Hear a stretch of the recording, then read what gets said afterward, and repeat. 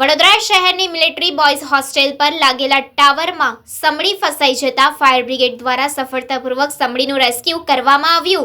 વડોદરા શહેરના વી help people foundation ટ્રસ્ટના founder Amit ચૌહાણને call મળ્યો હતો કે એક 30 ફૂટના ટાવર પર સમડી ફસાઈ ગઈ છે, જેની જાણ TP13 ફાયર બ્રિગેડને કરવામાં આવતા 10 જ મિનિટમાં ફાયર બ્રિગેડની ટીમ આવી પહોંચી હતી।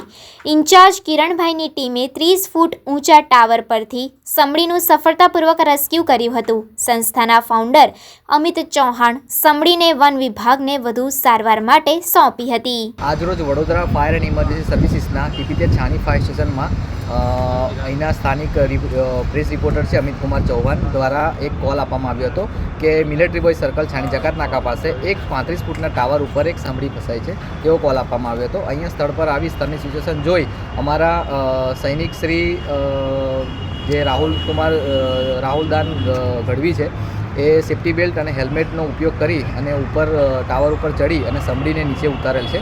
એના સપોર્ટની અંદર અમારા ન્યૂ સૈનિક આર્યન કુમાર પણ સાથે હતા અને જમાદારનો પણ સપોર્ટ રહ્યો છે અને જીવતી સમડીને અમે નીચે ઉતારેલ છે।